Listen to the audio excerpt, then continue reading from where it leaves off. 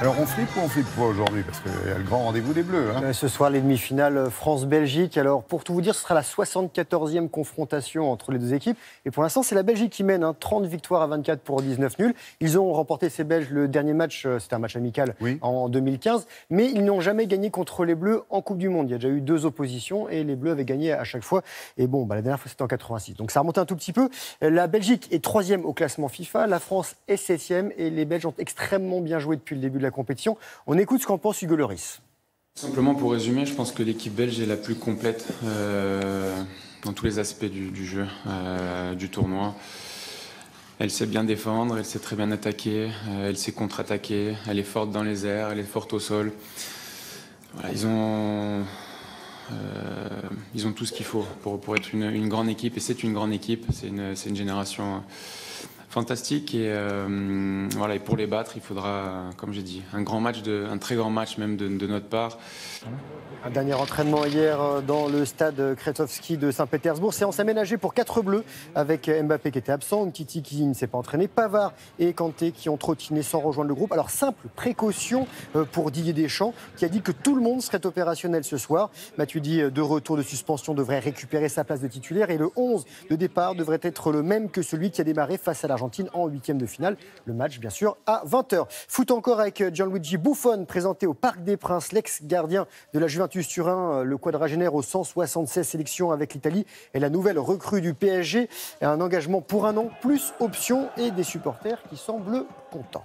Ouais, pour les Bleus, que le meilleur gagne de toute façon, et pourvu qu'on ait un beau spectacle, un beau match et surtout du fair play. On est d'accord ? On est d'accord. Du fair play, il y en a toujours à Wimbledon. Oui, parce que déjà, il y a l'étiquette, il faut être en blanc, déjà ça.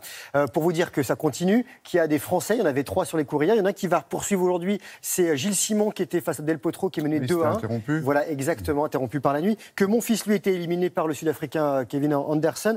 Et que Manarino, lui, est tombé face à Federer. On a les images de Manarino et Federer, regardez. Roger Federer en quête d'un 9e titre ici, le 2e d'affinée, n'a fait aucun cadeau à Adrian Manarino, 26e mondial. 6 confrontations. 6e victoire pour le Suisse numéro 2. Le score 6-0, 7-5, 6-4. Et Federer affrontera en quart de finale Kevin Anderson ou le tombeur de Monfils. Et Nadal, lui, le patron du circuit, a dominé sans difficulté le Tchèque Vesely, 93e victoire 6-3, 6-3, 6-4. Et au prochain tour, l'Espagnol rencontrera soit Gilles Simon, soit Del Potro. Djokovic, lui, est désormais 21e du classement, n'a pas forcé face au Russe Khachanov, 6-4, 6-2, 6-2. Et vous rappelle qu'il a quand même remporté Wimbledon à 3 reprises. Et du côté des dames, Serena Williams a eu besoin d'à peine 1 heure. Allez, 1h02 pour être très exact, pour écarter Rodina, russe issue des qualifications. L'américaine aujourd'hui 181e l'emporte 6-2, 6-2 et elle a soulevé le trophée ici, elle, à 7 reprises. Bon, puis dans l'actualité sportive, il y a aussi du vélo, de la voile, du basket. Exactement, on va reprendre avec le vélo. Aujourd'hui, ce sera la 4e étape du Tour de France. La Baule en Loire-Atlantique, direction Sarzeau dans le Morbihan. Apparemment, c'est relativement plat. C'est 195 km très exactement. Et hier, c'était un contre-la-montre par équipe. Autour de Cholet, 35 km. Victoire de la formation BMC qui s'impose avec 4 secondes de plus, ou 4 secondes de moins plutôt que la Sky.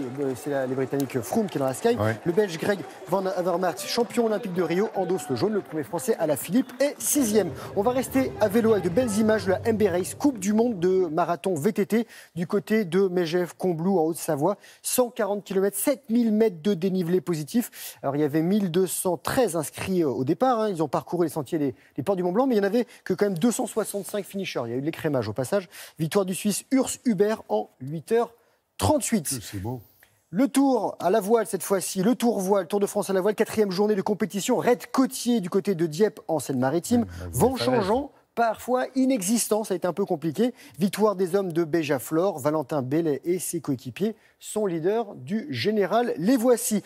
Et après la Manche, la Méditerranée, tentative de record de traversée de la Méditerranée en petit catamaran de sport. Yvan Bourgnon et son fils Mathis sont partis de Marseille hier après-midi. Ils vont tenter de rallier le phare de Sidi Bou Saïd à Carthage en Tunisie. Record à battre, un jour 19h. Et on va revenir à Paris pour finir avec du basket et la 14e édition de Quai 54 qui vient de se dérouler. L'élite mondiale du basket de rue qui s'est retrouvée porte de rue à Paris. Sport mais aussi musique et danse urbaine. Plus de 160 joueurs.